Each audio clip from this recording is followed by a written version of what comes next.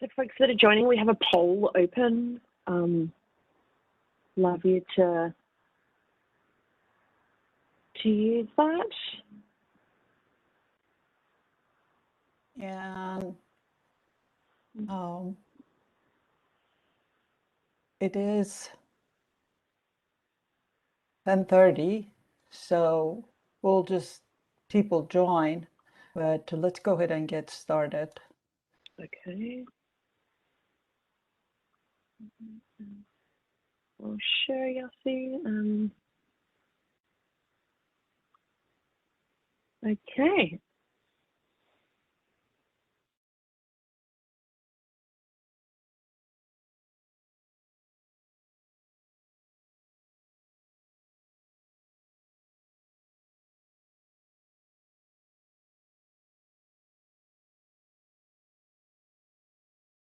Are we starting?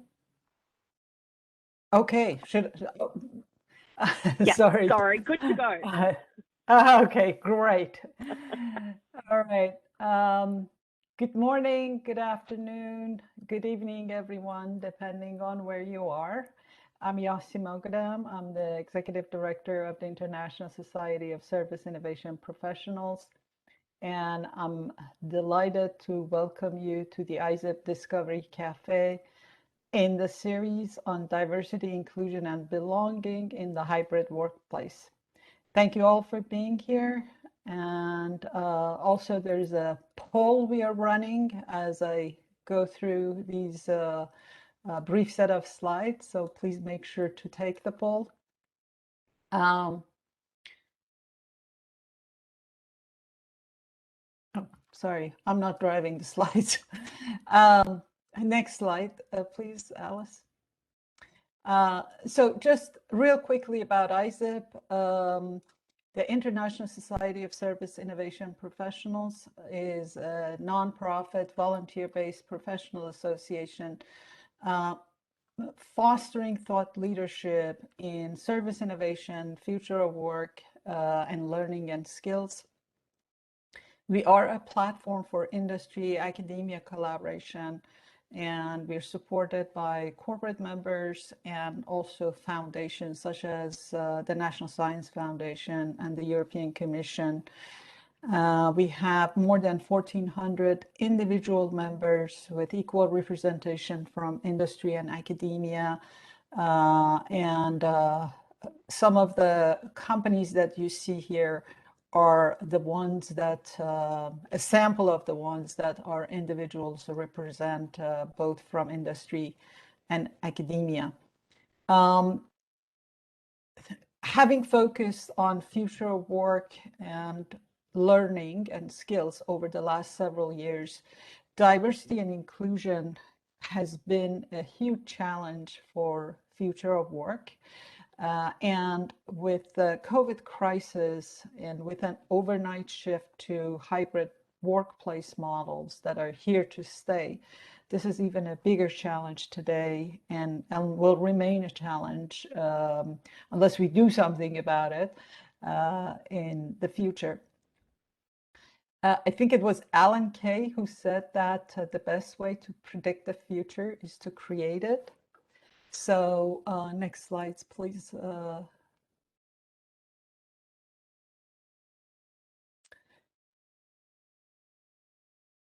So I'm really delighted that we have these change leaders with us today who are creating the future as we speak.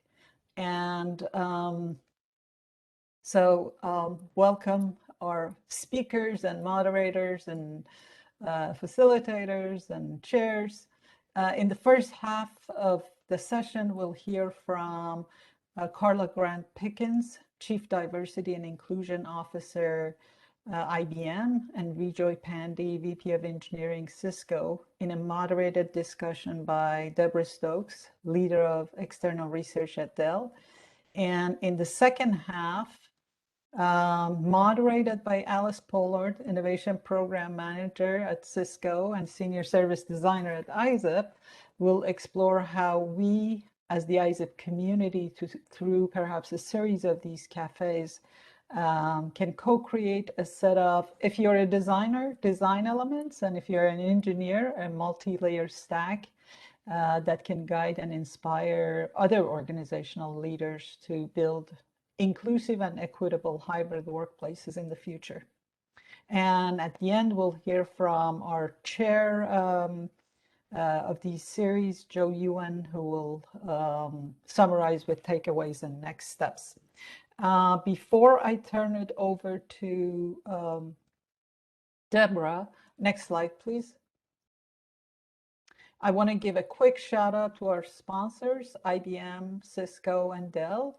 And many thanks to our organizing committee, Alice Pollard, Deborah Stokes, and Joe Ewan. Deb, the floor is yours.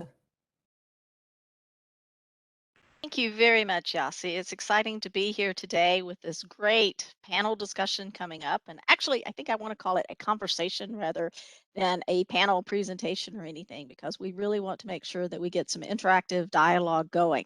I do have a lovely list of questions that we can ask our panelists, Carla and Vjoy. However, I would encourage you all, if you have some very specific questions that pop in your minds as we're going through the conversation, please put them in the chat window and we'll see if we can't get our distinguished panelists to address them as well. Very briefly, Deb Stokes, leader external research in the Office of the CTO for Dell Technologies, and very delighted to be certified as a diversity and inclusion ambassador for Dell Technologies. And so with that, I'd like to ask Carla and Vjoy, can you do a very quick introduction of yourselves, and then we'll jump into our questions. Good afternoon, everyone. I'm Carla Grant Pickens. I'm the Chief Diversity Officer for IBM, as well as the VP for Leadership Succession and Leadership Development Programs. It is a pleasure to be here with an all-tech panel. I'm in my element today, so I am looking forward to this discussion. Thanks, Carla. Thanks, Deb. Hi, folks. I'm Vjoy. I am the VP of Emerging Tech and Incubations at Cisco. Think about ET&I, as it's called, as an internal incubator inside of Cisco. So we are chartered to build the next few big bets, bold bets for Cisco. And we run hungry, we run aggressive, we run fast. But I'm excited to be here, and I think a lot of the work that we do in innovation and incubation has a lot to do with the topics that we have to cover today. So truly looking forward to that. Awesome. Let's get to it then. So we've, as I said, compiled a few questions that we thought we would start the panelists off with. And first of all, let's talk about people a little bit. There's a 2020 HBR article that talks about a McKinsey report on how vulnerable women's jobs were in the early months of the COVID pandemic. 46% of the U.S. workers before COVID, there were like 54% U.S. job losses among women, even when the industry mixes are being accounted for. A diversity report from Google, and we can give you some links to these references following up the conversation, by the way. This diversity report from Google revealed that more employees are identifying as Black or Latinx left the company at higher rates last year than in 2019. So this seems to be a very disturbing trend for our diversity and inclusion opportunities. So I'd love for you both to tell us about what's your experience been, and maybe some of your peers, around the attrition of women and people of color in the professional ranks during these last very difficult 1.5 years in this COVID environment. I'm happy to start. So I'll start, Deb, and kind of sharing our experience. And you're right, I think this McKinsey study is spot on. What's great about being in this D&I space, although a lot of companies may be competitors and the like, we really do come together as diversity offers to work on these issues together and to work on best practices. And we've all experienced the pain of what the pandemic brought us all last year. We saw women at IBM to begin to share with us the difficulty, as well as parents and caregivers, of managing both home life their kids being home from school, having to be teacher, and having to really continue at the rate and pace that their career was a little bit more integrated when they had childcare primarily. So this became something where we really focused on co-creation with our IBMers to really hear from them, to hear how we needed to address the issues around retention, but the adjustments we needed to make in our work from home environment to make it more sustainable. We have lost more than we desire around our women population, and we so far lucky that we've been able to grow all of these populations, but our attrition is higher than they would be on average in previous years.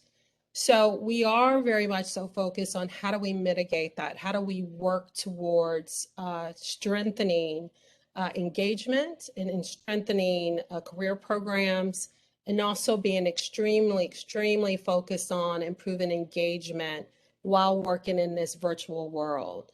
So those are some of the key things we've been really focused on, and we've actually deployed programs around sponsorship, because one of the things we heard from women, and in that study, I think it addressed that, you know, a lot of women feel that they're mentored a lot, but not sponsored. So that career acceleration and knowing where your career is going, having that dialogue on a regular basis is really key to improving the attrition that we're seeing across the board in all areas. Yeah, so no, thank you for that, Carla. I think just to add to what you said, I mean, I completely agree that it's been pretty hard on women, and it's primarily because they've been balancing so many things. And when you bring all of these worlds together, it's just exponentially harder to do so. And it's basic stuff, right? I mean, you've seen, if you just step back and see things like access to connectivity, things like access to time, and just being able to block off mentally for working on what's desired at work versus what's desired with kids versus family life. Sanity in the house. I mean, not everybody has sanity in the house everywhere, right? So just being able to block off mentally some time and some mental sanity, I would say, has been pretty crazy. Now, to add to what Carla, you were saying, yes, we've looked at sponsorships at Cisco, we've looked at allyship and all of that, but also, I mean, just the fact that the leadership team at Cisco came together every week when this thing started, and we talked about mental health, we talked to pandemic experts, we talked to experts along the way in terms of, we have this initiative just going on recently which is a proximity initiative, which says, just go and talk to someone who is unlike you. You don't have to solve for anything. Just go and listen to them and just get their perspective. So just having that conversation is critical. We had a whole week of something called Teams Week, where we brought in external speakers. They talked about growth mindset. They talked about responding to change, but also like talking about empathy and driving leadership through empathy. And those have been hugely important. The one thing I would point out is there was a session there around digital body language. So yes, we've talked a lot about physical body language and how you should appear in physical settings, but just talking about digital body language was huge to just go through. So I think the fact that the leadership teams came together and just show that they are concerned and bring in the experts so that there is access to people, there's access to technology, there's access to just being able to talk to somebody. I think that has been huge. The one thing, again, that Cisco did, which was, I think, pretty impressive, was this thing around partial work weeks. So we went out and actually polled people and said, I know you're a full-time employee. Would you like to become a part-time employee for some time? And then maybe go back to your regular jobs and regular, like, full-time status. And a lot of people actually took up that initiative, where they would come in and say, I want to work for 80% of the time, and do that for a year or 6 months. And that's between you and your manager to set that up. So there was a whole bunch of things that I think helped. Now, being a techie, I would be remiss if I didn't point out, and you'll see this theme throughout, because I think tech can help in every which way. So we are on WebEx, having blurred backgrounds, huge help. I think the fact that you can mute people talking or dogs barking or just chaos in your environment, I think that's huge. The fact that we are doing connectivity in rural areas through our CSR efforts, that's huge. And again, I don't think work is completely done, but we're getting there. But all of this helps. Oh, those are both great comments. And Vjoy, you kind of preempted one of the questions that came in and but did a great lead in to our next conversation piece around flexibility. I know you referenced a lot of the things that you were doing on moving people from part-time to from full-time to part-time, and I'm assuming they could go back to full-time if they opted to do that. But let's talk a little bit about how have your companies been embracing the flexibility of work? You know, I will confess that I have been a remote employee for many years prior to the last year and a half. And now it's quite, comfortable for me to be dialing in from wherever I happen to be to dial in to work. I have the flexibility that I can be at home. I used to be able to go to a coffee shop and dial in if I wanted a little different experience. So I'm curious, are your companies yet offering the option to go into the office at some point in time if they prefer to do that, maybe flex time a couple of times a week? Or are you embracing you can be totally flexible in where you want to work from as a first part of that? How are you dealing with people who want to work from anywhere? And yeah, I'm going to say, yeah, technology has enabled it, and these elegant tools like WebEx really make a big difference. Yeah, at IBM, we have three work types. We've had probably for over 20 years, and I'm actually an example of one of those employees who have worked from home and have traveled for their role. We have those that work at the client or work in the office. So those are the three options. And what we decided was we moved everyone at the beginning of the pandemic to work from home. Health was and safety was key. And we actually provided the tools and the accommodations for people who may have not have had the bandwidth, like you said, Deb. You have people who this may have been their first experience.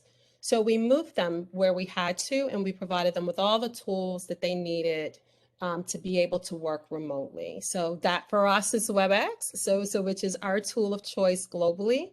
And we provided several other tools as well.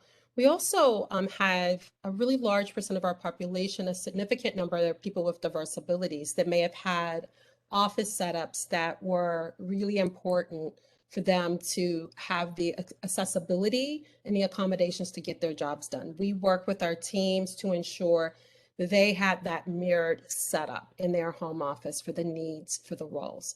And what we mean when we say we're going to meet employees where they are, there is scenarios where clients wanted us to remain on site. And so we actually worked through with those employees to determine who had the readiness to do so, who had the right family situation to do so, to determine those needs. We also really provided a lot of benefits. So we looked at like time off and people who were actually getting COVID, or family members or caring for families. Their dynamics were changing. It was very fluid. So we were allowing for leave of absence, no questions asked. We also provided budgets for people to get supplies. It didn't need to be approved by their managers. It automatically got approved and drop shipped to your home. So you didn't have to go and ask. You could spend up to $150 a quarter on any supplies that you need in your home. If you needed a bigger screen, or if you needed noise canceling headphones, you could use that money and didn't have to get approval. So we really kind of removed barriers. In your question about just kind of that flexibility, I think that this is something where it has put us in a moment where we have been very focused on the engagement of our managers. We have just started to return to work in the US. We have some countries we've been open in, and it is going well. They've had low COVID cases, but we have been really direct in communicating around the future of the workplace. we have started with a small percent of our executive leadership team. We've asked them to go back to the office starting in July, and some sites right after the 4th of July, and actually starting last week after Labor Day.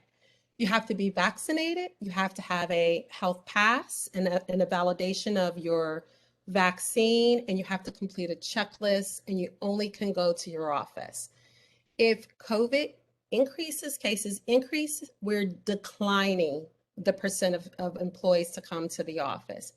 If it continues to decline in certain locations, we are going to grow by 5% every few weeks, but we are engaging our chief medical officer to make those decisions.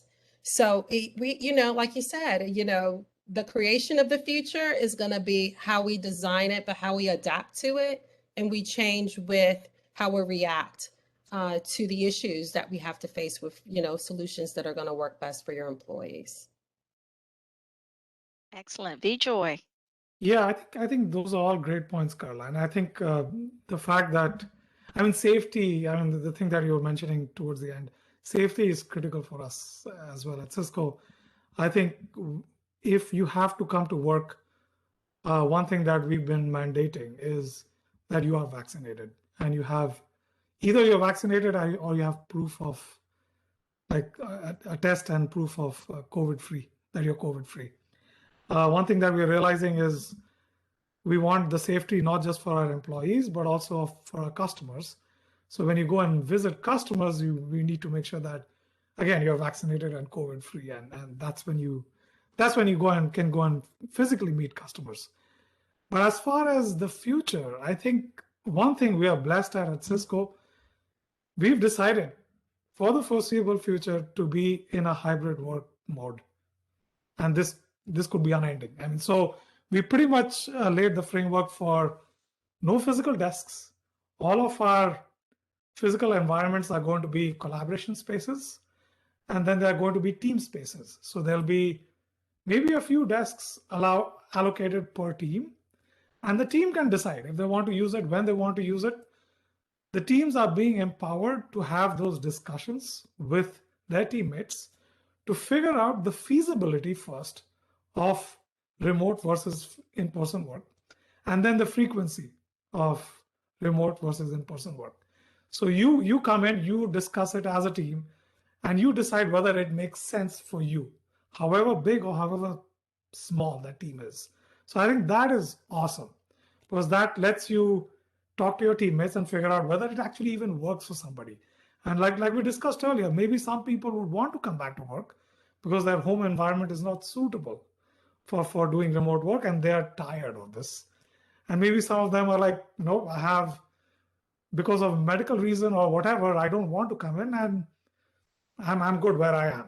And so I think it's great to empower the teams to make those decisions for themselves. Now, again, being a techie, I think tech can help, right? So I think ensuring that there are technologies that blur that boundary between in-person and remote work is critical. And throughout this last year, we were like, everybody is pretty much remote, and how can we make that remote experience be similar to an in-person physical experience? Now we're pivoting back, and we're saying, if there are certain people who are actually coming into work, can we ensure that there's equality, so that there isn't this feeling and there isn't this peer pressure that says, oh, those 5 people are at work and I'm sitting at home, through this video conferencing mechanism? Can we build some features that make those 4 people or 5 people at work be equivalent to everybody else sitting somewhere else? So you will see some features roll out, especially in WebEx, that make those things possible. But we're not done.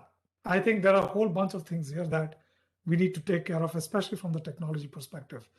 Because at work, there is a water cooler, and there can be discussions, ad hoc discussions at the water cooler. There is this option of walking over to somebody's desk. There is an ad hoc meeting that happens, 5 people get together and go to a conference room.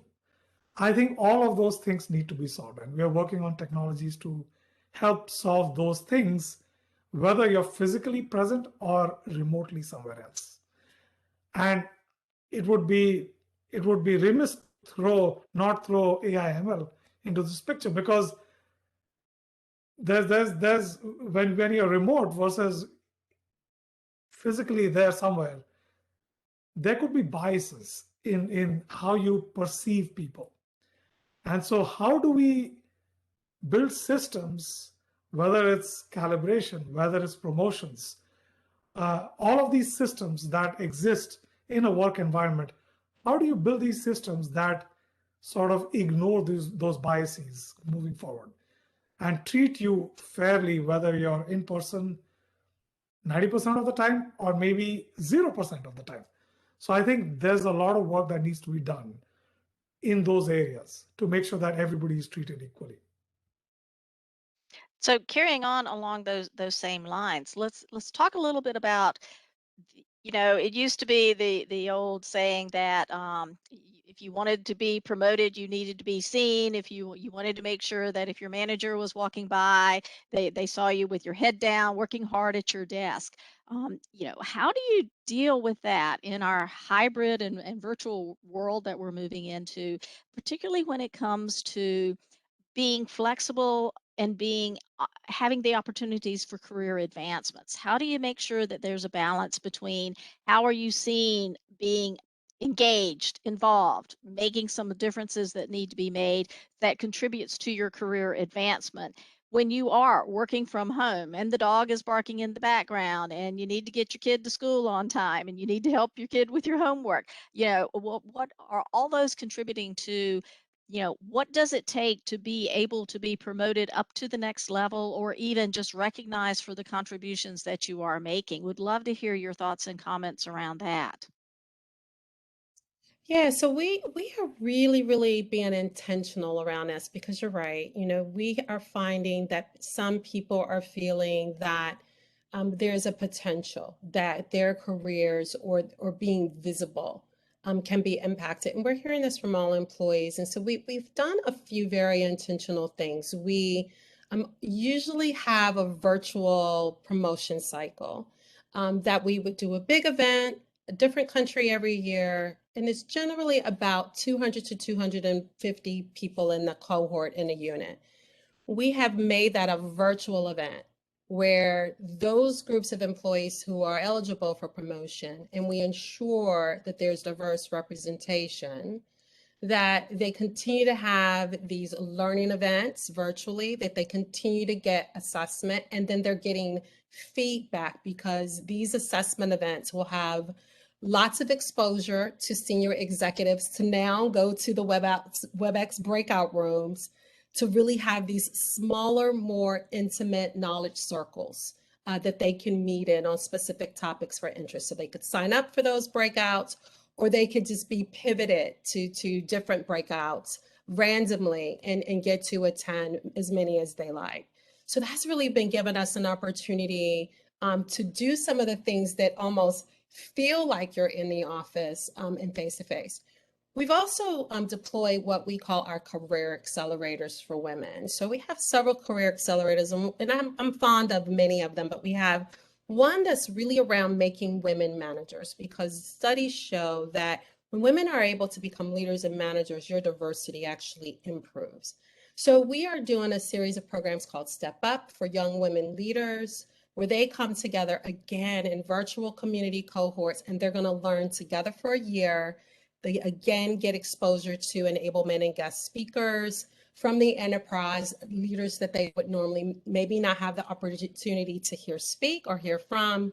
And then those can be followed up in what we call kind of our speed mentoring circles, where 15 of those women can sign up for an opportunity for those group of speakers to attend on a voluntary basis. They'll do an additional 3 to 6 follow-up sessions on a monthly basis of about 15 each. So then they get that additional exposure and can ask more questions.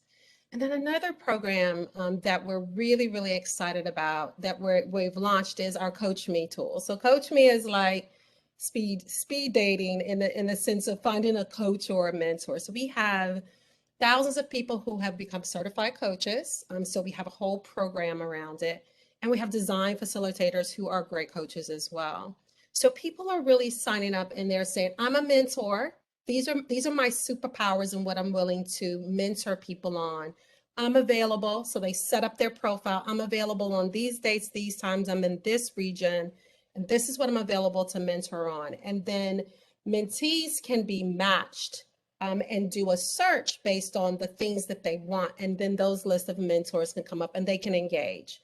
We're also able to now run analytics, and we provide them with resources and tools, and they're able to share with us like the frequency through polling, the frequency of their meetings, how effective it is.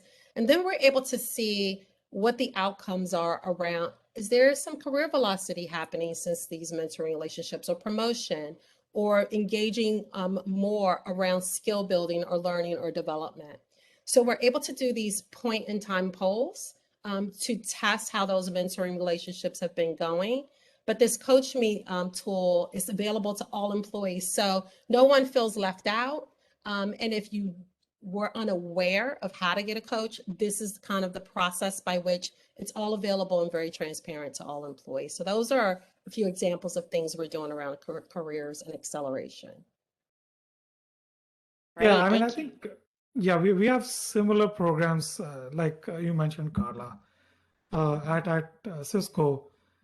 I would say the one thing, and this is where we have to wait and see to some degree, because I think, yes, there are mentorship programs, there are sponsorship programs, there are coaching programs, and we've had quite a few of those and quite a few successful ones, I would say.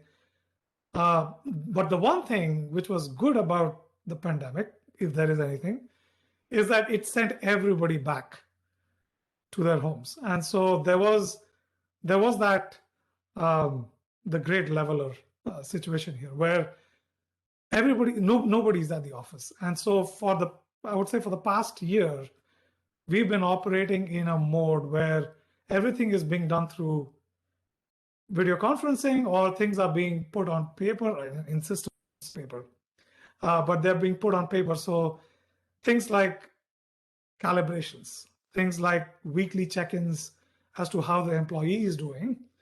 We have this tool inside called TeamSpace, where you can go in and put down what you loved doing last week, what you hated doing last week, and where you would need help, and what are your priorities for the next week. And every quarter we go through, and your manager will sit down with you and figure out where you are in your career progression. So what are your priorities for the next few quarters, and how you've done in the past quarter. So I think there's a little bit of a decoupling from being face-to-face to something more objective, hopefully, where you can have this conversation in a more non-physical, non-face-to-face manner. So I think tools have been set up where you can have those conversations and those progression report cards. The challenge I see, and I think this is where coming back to work, even if it's a hybrid work environment, and regardless of everything I've said so far, what this brings. Because the challenge I see is there will be a few people who will be coming into work physically, and there will be a swath of people who will not be able to come into work. And so in this mixed mode hybrid environment, I think there is a challenge. And there is going to be, we need to start collecting data. We need to decouple, like I said, everything that we do from the calibration, from the performance perspective, into systems that are not face-to-face. To some of the comments that you made, Carla, I think they are critical for us, because, and this is where we need to bring in some AI ML to detect some biases and gather that data and see, based on people who are coming into work versus who are remote, what is the progression when it comes to promotions, when it comes to better, what we call IPFs, or individual performance factors internally, and being able to explain when we are promoting or when we are giving higher bonuses or stock grants, being able to explain that that is not due to somebody coming into work versus somebody being remote. That's going to be a critical thing for us moving forward.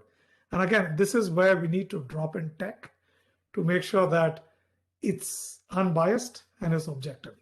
but I don't think we have enough information yet. Excellent points by both of you. Thank you. So we do have a question related to this from our audience. Are you planning any changes to the organizational structure in your companies due to remote work? And if so, what are those kind of changes? Or if not, what do you think some of those changes might be? So I Well, think, oh, go ahead. Vijay? I mean, I can pick this. I mean, I don't think there are organizational changes needed. The one thing that, again, the pandemic has taught us that we can be highly productive wherever we are. And it really, it's about doing the work and it's about doing it objectively and getting measured objectively. That's key. And I think that's happened in the past year. It needs to be seen how that translates into this hybrid work environment. I would say that it has been a struggle though with, and it's nothing new, but I think it has been a struggle trying to keep time zones intact. And again, there's nothing new here, but it brings everything into focus. So I have teams sitting in everywhere in the US, in Europe, in Israel. I don't have teams in India, but I interact with teams in India. I have teams in Japan, Australia. So it's a global team. And just getting those teams together is a challenge and will continue to be a challenge. So I don't think it's something new, but we just need to organize ourselves in such a way and be mindful of the fact that you do have global teams. So don't hold all hands where 90% of the team is not in the all hands. I mean, there are things that we have to be mindful around, but you cannot satisfy every team all the time. So what you need to do is have two all hands. So maybe one in the morning in Pacific time zone, one in the evening. So we need to do some of these things, but I wouldn't say that they are new. It's just that it will continue to exist and it's there forever. And we just need to be mindful of that when we move forward. Yeah, Carla, your comments. Yeah, so this is something that we've really been working hard at around how many layers are between you and the CEO. So we have been really trying to achieve this nirvana around no more than 7 layers with the entry-level employee up through the CEO. You won't be more than 7 layers removed. So we constantly look at opportunities to flatten our management structure, but we also use agile ways of working. And so we ensure that as we are coming back, that we're only coming back for that intentional creativity or innovation or brainstorming. And we are asking for teams to not just be set up in traditional teams, but to work in an agile way, using agile ways of working around squads and design thinking to come together with very diverse teams, mixed teams to solve problems based on a particular skill set or your particular knowledge you may have around a topic. So this is really helping us to be a little bit more nimble and work a little bit as well more quickly and more fast to at least get out like the MVP of what we're trying to deploy around our technologies or our solutions for clients in a quicker way. Excellent. Thank you. Can I add a comment there? I think Yes. so. Carla brought up an interesting comment there around nimble teams, and in ET&I we have this concept of flash teams, and it's basically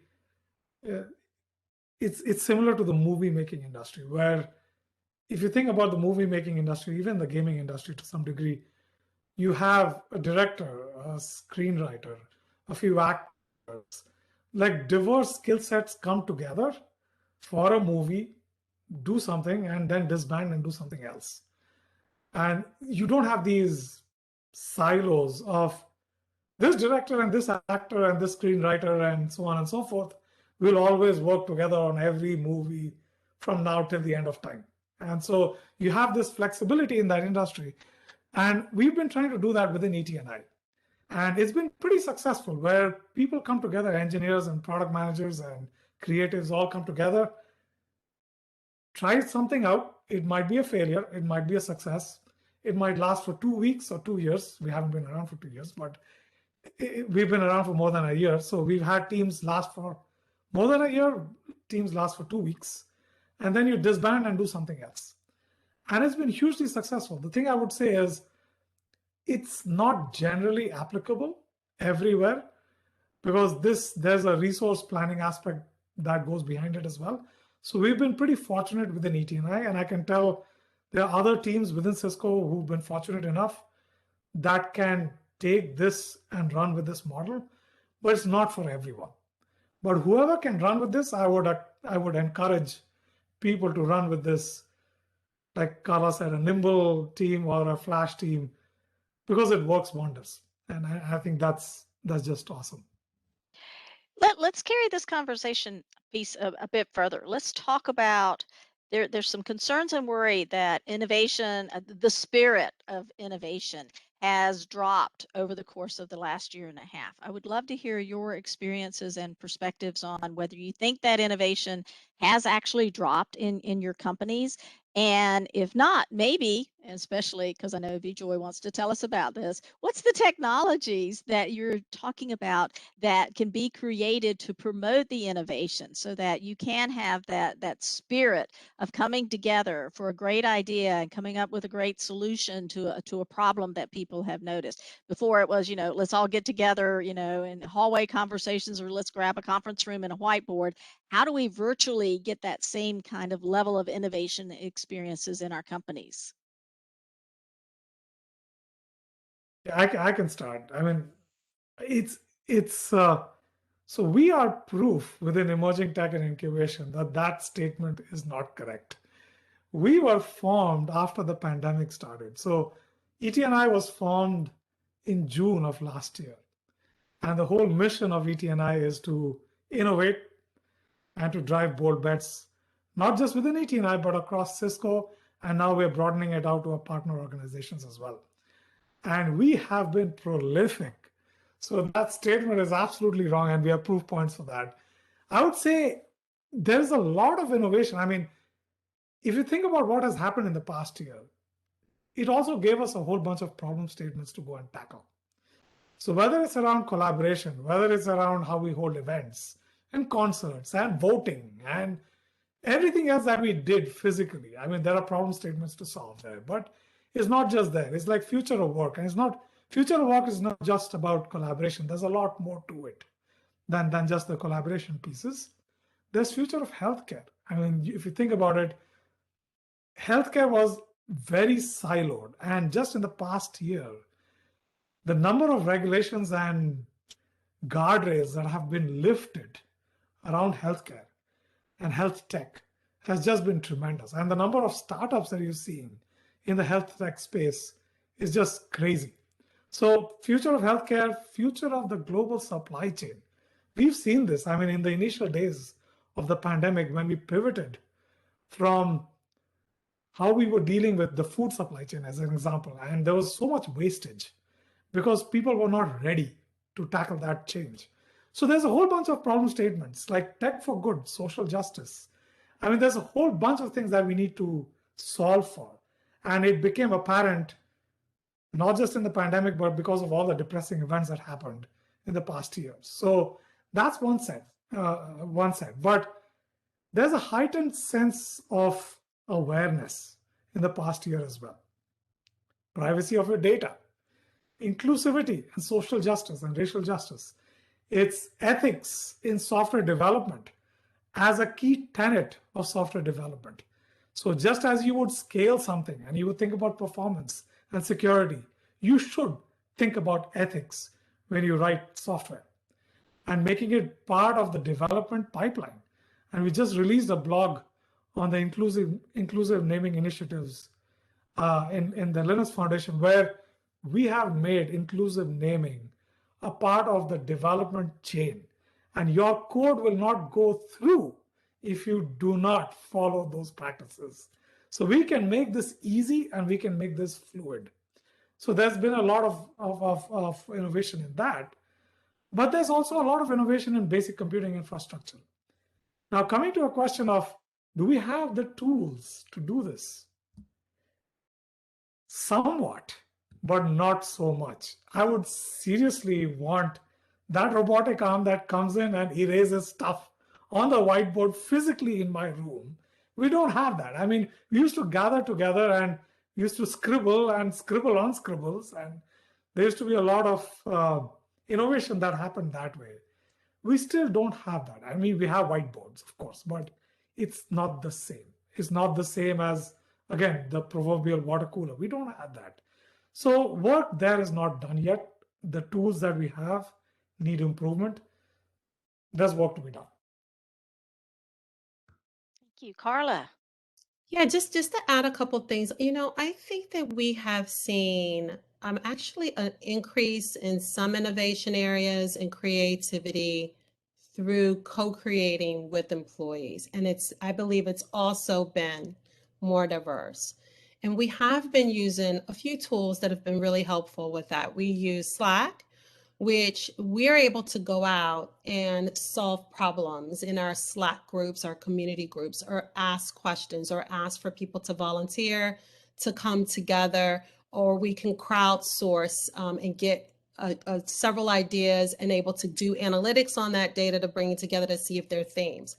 We were able to do that in our women's group to really be able to organically, they created the work from home pledge. But this is where we were able to get about 150 women to come and invite them to help us look at our benefits and solutions for parents and for caregivers. We use Mural, which is another tool that we use with our design teams and design facilitators. That's really like the virtual concept of whiteboards, right? You're able to come in, you're able to co-create and give ideas, and we do it in a really fun way. We'll put music on, people can say what their top, what's their favorite song, we'll play music, and then we'll co-create. We'll ask and we'll do questions, and we will begin to use Mural to really define or strategize or co-create, and then vote and on ideas, and then maybe come out again with solutions that we want to go and develop. We also did, like Vijay said, did a call for code with our programmers around racial and social justice. We had people to participate and give us what are some of their ideas on developing applications or solutions to help with bias around racial and social justice issues. And that was really, really successful. I don't know if those things would have come, like if we have some silver linings, like Vijay said, I don't think they would have come if it wasn't for the challenges we face in these areas of the pandemic, in the race crisis. So those are just a few more ideas to add on to what Vijay has shared. Great. So we're getting close to the end of our conversation before we go into our next part of the DIBS Cafe today. So I would ask, do you have just a couple of key points that you'd like to wrap up the session with? Those very interesting key points that you'd like everybody to walk away with a, wow, I wish I'd thought about that from you all. Yeah, I would walk away with probably three things. I would say that the importance of allyship in this moment is so key. Wherever you are in your journey, everyone can be an ally. And learning about D&I and learning about race and really being very intentional about your engagement with others will make a world of difference. I think it's really, really key. I think the other thing that's important is to be bold, make commitments wherever you are. Again, in your journey of inclusion, make commitments, report your progress to your stakeholders or your employees, be transparent, be honest. If you need to improve in areas, state it and what you're going to do about it, because I believe that this accountability and this action-oriented sharing progress and being transparent can really, really translate to trust with lots of employees. And then I think lastly, the role that leaders play is so key. Our managers and our leaders of team showing empathy and compassion and really having better awareness and engagement and giving feedback to your teams will be really, really key. We will be a different, we feel a different workplace of the future, that with these three things, we think we can be better. Excellent. Joy, last yeah, closing comments. I cannot stress the first bullet that Carla you stated, which is at least go and talk to somebody who looks and feels and behaves different from you. Get their viewpoint and empathize. I think just start there. Be deliberate, like you said, Carla, and just go and talk to people and get their viewpoints. It will just open your mind up. And I think that is totally crucial. And that is something that everybody can do and make it a priority. Otherwise, you have your day job and you will be busy with family life, with your day job, but you need to prioritize this and go and talk to people. The other thing I would say is over communicate, because I think everybody is on the same boat. We all feel that there is something happening that I'm not aware of. These two people are talking, or those teams are talking, and I'm not in the conversation. I'm not in the loop, and something is passing me by. And everybody is burning the midnight oil, burning both ends of the candle, whatever your phrase might be. Everybody's putting extra effort, but still they all have the feeling that they are disconnected from everybody else. And which is, so just sharing that and making sure that people are having that conversation and just repeating that every time you meet somebody or have a team event, especially if you're a leader. I think that's critical, because just that brings you down to everyone else and helps people open up. And that's priority number one. You want to get to people and help them open up to you. Round of applause. I couldn't find the button on my WebEx, so I'm just doing it virtually. Thank you both so very much. This has been absolutely fantastic. Oh, yeah, there it is. There it is. I really appreciate your comments. Again, very insightful conversation with you all today. Thank you very much. And with that, I believe that we do have another poll that's coming up to ask folks to respond to that. And then I'm passing it over, I believe, back to you, Alice, to tell us what's next on the schedule. Fabulous. Thank you, Carla. Thank you, VJoy. That was amazing. Really insightful. So we've got a poll open right now. Please participate in that. We're moving into the design portion of the program. So Yassi talked about how we want to create these design elements, our multi-layered stack around what we think will be an inclusive workforce. So we want to hear your voice from our community. We want to know what your thoughts are. And so with that, I am going to share, we actually use Miro, so great tool to collaborate with our virtual whiteboard. I've popped the link in there. Feel free to go in there. We'll be using that to capture all of the comments and so forth. And let me show you what that looks like live. Wonderful. So what we're going to do now is we're going to actually put you into breakout rooms to have a conversation. What we are looking for is, what are the top 3 themes that you think as a group should go into that multi-layer stack or as those design elements? So we're going to spend the next half an hour co-creating what that is. We'll vote on our topics and we'll start to distill, you know, how our community is feeling. It's really important to us, you know, and to the committees of ISSIP, that the next cafes that we run after this are in line with what our community wants to hear. So we want to offer you an opportunity to co-create this with us and to have a voice and to hear that. So I'm going to pop everyone into break rooms. Rules of engagement. If you know how to use Miro, fantastic. You'll go into a breakout room that has a color. You'll see the color in the top right-hand side, so you know what color you are. I've got 8 rooms. There's not that many breakouts today, but I've got them all set up here on the board. I've got 3 sticky notes already on the side. If you don't know how to do Miro, that's fine. What I would suggest is we need 2 roles from your team. We need a scribe that can just write down what your 3 topics are.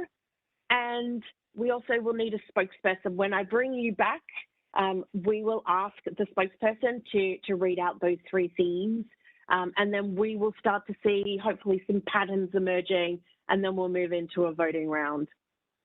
Everyone has been muted, so please, when you get into your breakout rooms, please unmute yourself. What you'll see is when I hit the magical breakout button, you'll receive a pop-up that will ask you to join that room. If you click join, then you'll go in there. I'll drop in on you guys and make sure that everything is going well, but we wanted to give time for a conversation, get to know each other, and then also that make sure you have the conversation around what are the design elements that you would like to see to create a more inclusive workforce. That's where we're going. All right, question. Yassi, I can see you. Well, I was going to say, let's see if anyone has a question, but you beat me to it. All right. Looks like, as always, Alice, you're very clear. That's fantastic. I'm always pleased to hear that. Okay, so I have set up your break rooms. They are random, so you can all get to know each other in their 2 roles, have a scribe, have a spokesperson, and I'm going to pop everyone in them now and hit the join button. You'll see your color and have a great conversation, and we'll bring you back in a little bit. Yes. Alice, how long do we have for this portion? You are going to have, we ran a little over, you're probably going to have about 6 minutes. Okay. Yeah, so right. enough time, I feel like. Okay. If you need anything, you can always call for my help as well. But I'll drop by and see everyone. Right. Cool, here we go. Hitting the button.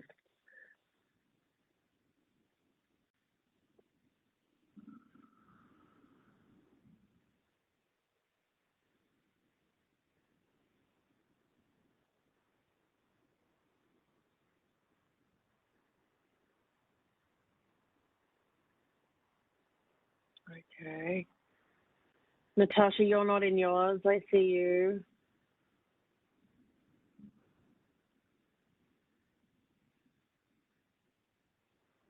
No worries, Vijay, if you want to drop. Thank you so much. You're all good. Thank you, Alice. Thank you. That was awesome. Really appreciate it. Miguel, no worries. Thank you for letting us know. If you're able to stay, join. If you can't find your little pop-up, let me know. I'll find you.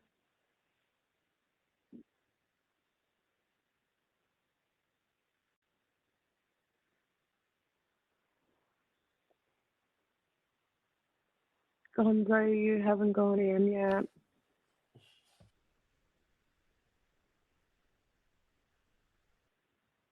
Okay.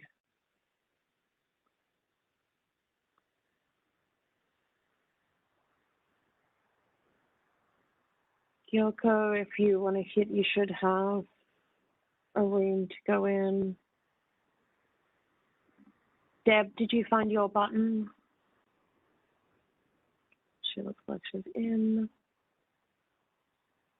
Okay.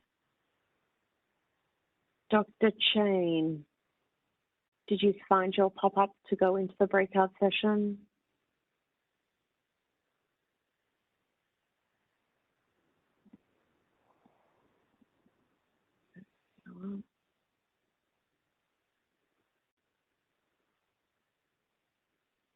Amar, I brought you back out. I'm going to put you in another room right now, my friend. Okay. That sounds good. Thank you. Sorry, you were there by yourself, right? That's okay. Yeah. I didn't want you to get lonely. Let me move you to breakout session orange. Off you go.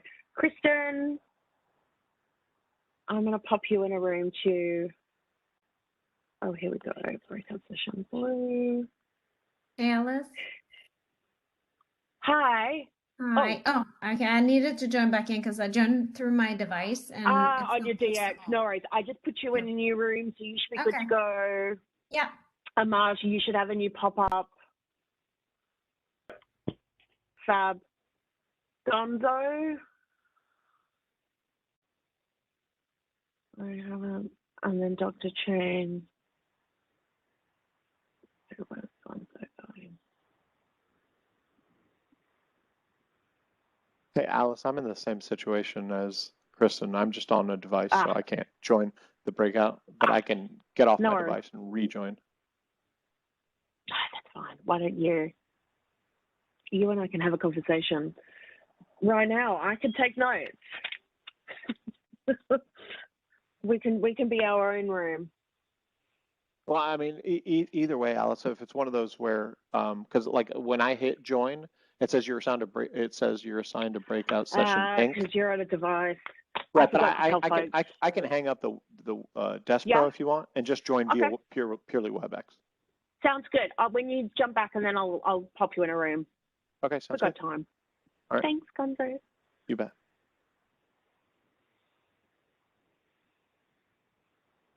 Awesome.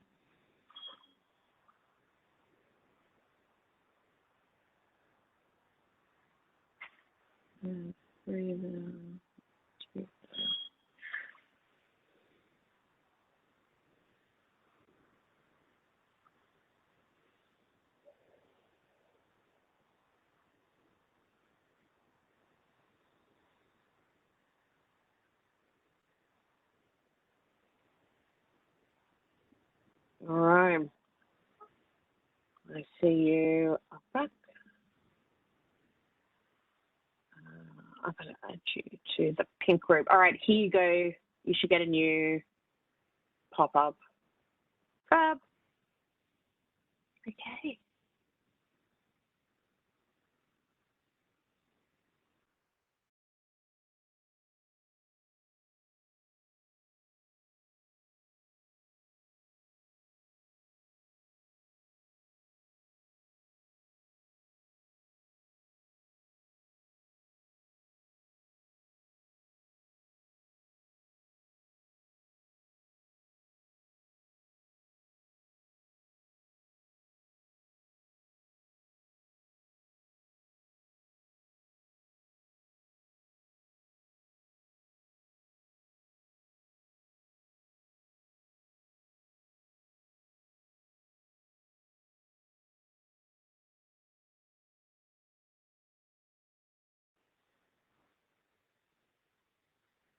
Okay.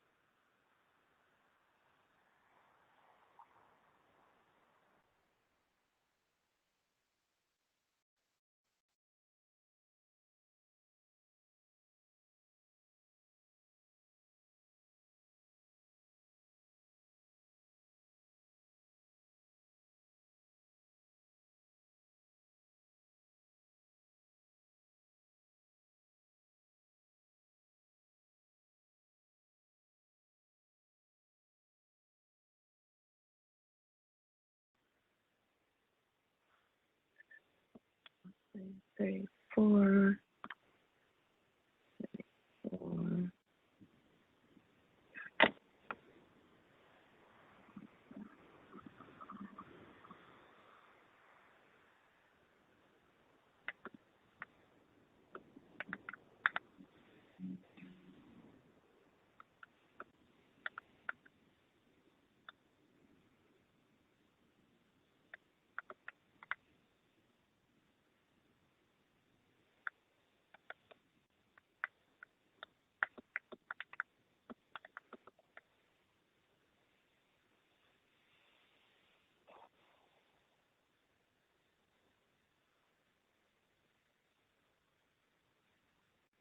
wonder I missed Deb. She's fine.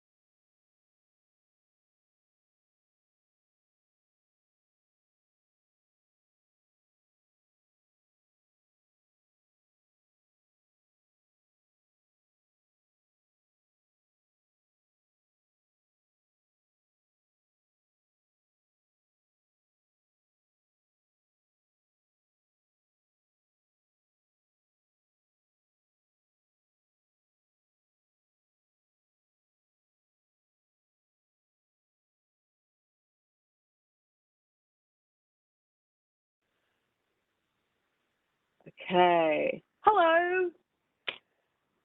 All right. 136. Okay. In the session. 36.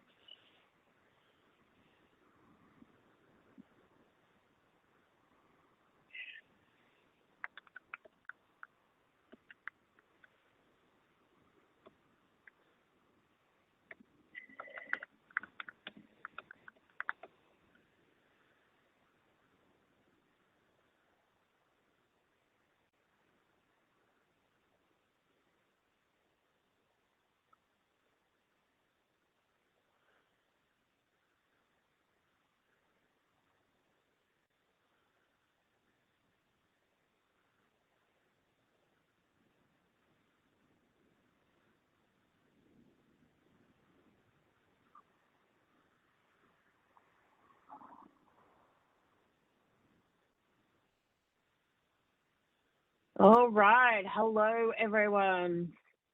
Welcome back to the main room. 6 minutes is not a lot of time, is it?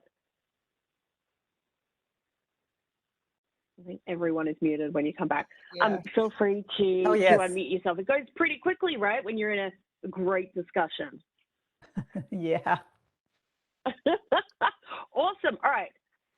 We're going to do some rapid fire sharing. Thank you to those folks that put theirs directly on the board. So your spokesperson for Team Yellow, Yossi, I think you were Team Yellow. I'm happy to transcribe. So Sure. let's start with you. And out of your conversation, what are the top priorities? So we got allyship and groups, building groups for allyship. Ongoing communication, over communication, and you know, how do you design that on an ongoing basis? And when you talk about communication, is that from leadership? Is that with your peers? It's both ways. Your leadership and peers. One is leaders make sure they communicate, they over communicate. The other is you make sure you over communicate and actually make sure that your message is delivered. Nice. I like that. Okay. Yeah. And then your third. And the other item we had was technology stack is a huge opportunity, starting with workplace experience, people, trust, ethics, analytics, AI and ML. Hang on, that's like 20 things. You only get. Oh, I'm sorry. Okay, sorry. I'll shut up. I will stop. No. I love that. Okay, so let's maybe say the workplace experience, right? Yeah. And when you say workplace experience, did you talk about that that's not necessarily the office, that it could be like here in my spare bedroom? Yeah, absolutely. The workplace is the hybrid workplace, so it's very fluid, right? Love that. Yeah. Love that. And Awesome. then another thing is, you know, ethics, building ethics and empathy into professional development of employees. Oh, that's interesting. All right, I am going to give you one more sticky. You get a special one. Okay, ethics and building into. Okay. And do we get one more? Nope, you don't. I'm sorry. I'm being very strict today. Yes. You know, that's normally not like me. All right, Team Pink. Joe, was that your team? Who was in Team Pink? Who's your spokesperson? You've got your little notes here. I can talk to it. Joe, I think you're muted if you wanted to speak. But one of the big areas we talked about was about connecting with new peers on a new team and how technology can actually really help on that. Additionally, understanding how to set boundaries between your personal and professional life while in the office versus being at home. So big conversation. I love that. I love that. And you're so right. Like just even physical boundaries, right? I have a screen behind me that separates what the room function is to where I am now, right? Exactly. Yeah. So I think that's super interesting. All right. Thank you, Team Pink. Team Orange. Deb, was this your team? Orange representing. All right. Oh, Annie, talk to me. What? All right. So ours were like really esoteric. I say esoteric because they're foundational. So the first thing was virtualization of culture. It was taking company culture and figuring out a way you can make it pervasive and prolific and impactful within these environments that are going to be hybrid. How do you take an office culture online and then offline and then online and offline? How do you craft that and keep it true? Another one was build for the workforce of the future. So what happens is often we're a lot of generations Xers making decisions about Generation Z, or even increasingly Generation Alpha, who's going to be interns at some point, you know. So as we're thinking about this workforce and inclusion, we have to think about what inclusion looks like, not for Gen X, but for Gen Z. So we have to ask them what inclusion looks like for them. Because if we don't, we're not building for the right people, to be perfectly honest. It's great. It's cool. We're building for one group, but we're not truly being inclusive. And I don't think there's anybody Generation Z on this call. I could be wrong, but probably not. And here we're talking about their workforce. This designing for equity, egalitarianism, not on the biased power structures of the past. This one was important, and the example I gave was, and this was PK's idea, but the example was being a mom, being very tired, not wanting to have my camera on because I didn't have time enough to put makeup on, and my hair's not done, and I feel judged, you know, when I'm visibly seen. I have more power when I am working from home and able to turn my camera off because I'm not able to focus so much on the way I look and more able to focus on what's happening around me. It is studies have shown that people of color are less likely to want to return to the office in person. And part of that is because of the physical environments in person and how, you know, how they feel in those spaces, in those environments. If they believe that there's bias in the way they look, turning off their camera can give them control and power. And so looking at those structures, questioning all of the foundations for the choices we make that are the best choices. We want culture, so everybody needs to have their camera on. Well, you may have just taken the power away from somebody that working from home gave them. So question those, you know, find equity within that. Nice. I think that's really interesting viewpoint. Thank you for that, Team Orange. Okay, Team Green. Who's your spokesperson? Well, I will start, but I would love to open it up for Ma'am and Mushin to also make some contributions. We kind of took this back, or maybe a foundational level, if you will, to look at what's really important is to focus on the children and the women. And again, broad diversity there, but they're really the ones that need to be brought up to the level of where do we need to be? What are some of those human concerns that they need to be involved with, that they need to be working in, the space where how do you get them up to the level that they need to get? And so along with that, we were talking about how education and curriculum, that is something that is so very important that we need to be focusing on to, again, get folks to that next level of engagement, and where do we all need to be going for, safety and privacy, security, all of the things that are important to us in a future world.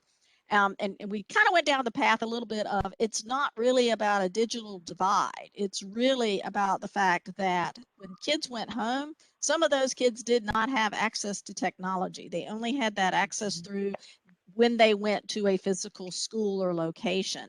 And so we think there's the aspects of that around learning and education that earns you. So it's not so much that you're totally dependent on having a computer that works well and is connected to the internet, but what are some of the things that should be in that education and curriculum that are going to help children understand, here's a way to do things. Here's how you can earn your living. Here's the kind of basic, again, fundamental human concerns that you need to understand.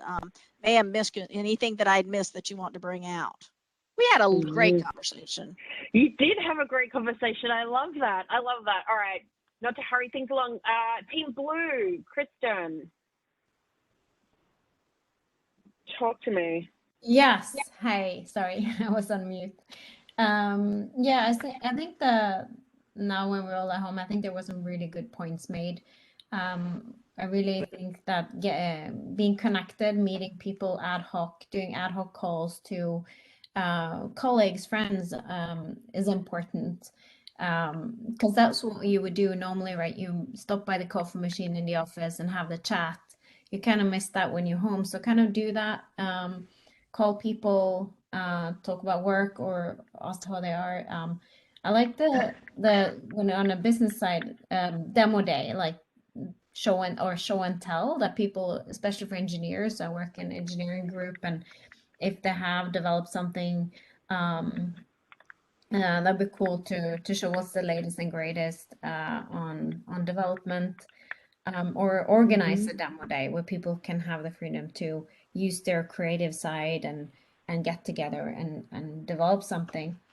And then we talked about bring in external speakers to your team, have some aspects of what's going on around the world. Sometimes you kind of within your little environment or within a company, it's good to get some external perspectives, or bring in customers if you're working with customers, to hear their point of view and broaden the scope a little bit. So Nice. yeah, casual calls, and internally, like with social calls, be more transparent with information. I think people are at home, again, they don't hearing or in the office environment, so maybe the need for more transparency is there too. So those were some of the things. Lessons. Nice. They're great. Well, I feel like we've got some really comprehensive themes here. So what we're going to ask you to do next is vote. I'm going to turn on the voting feature on Miro. You'll only be able to vote on the post-it notes. It won't let you click anywhere else to control the chaos here. But what we'd like to do is, this is going to give us a sense of what our next Discovery Cafe is.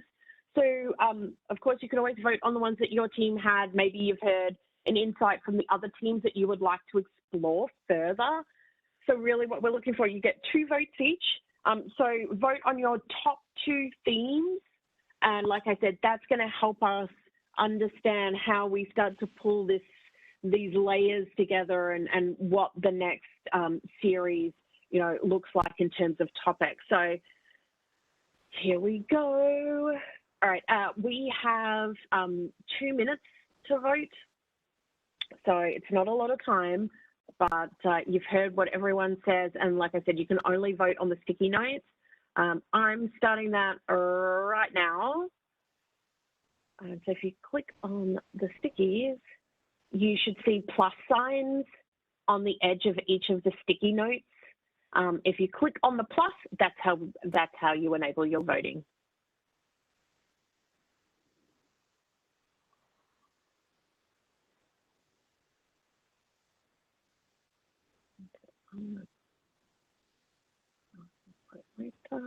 Oh, I see lots of movement.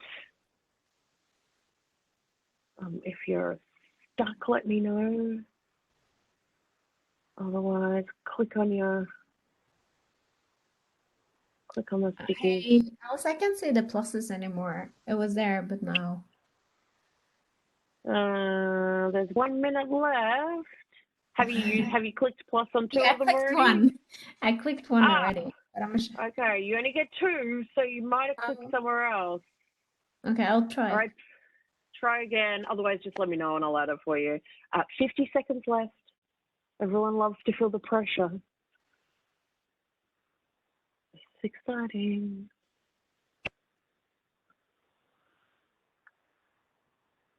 I feel like you need some music. I know. You know what? There is music. Because I'm on my headphones, it doesn't work so well. We need Jeopardy Unfortunately. music. Jeopardy. That's very That's so specific. Gen I like Z, that. though. Not like Or that's Benny so Hill. Gen X. Right.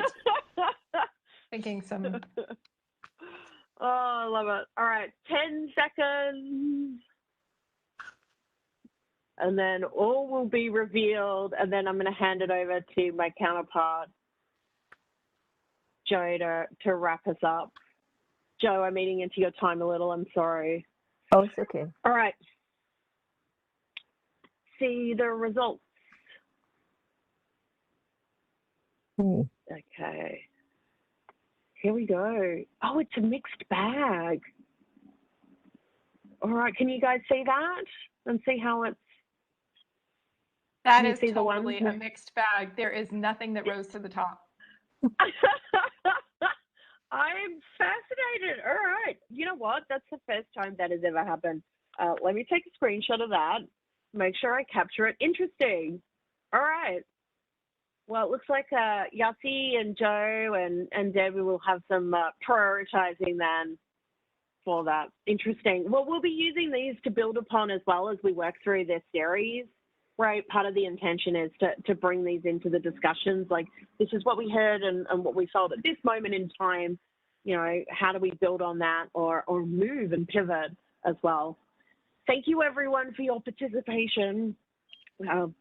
That was amazing. Really, really appreciate that.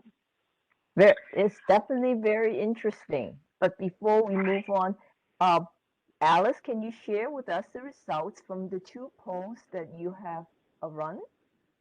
Yes, I can. Here we go. So the first poll was around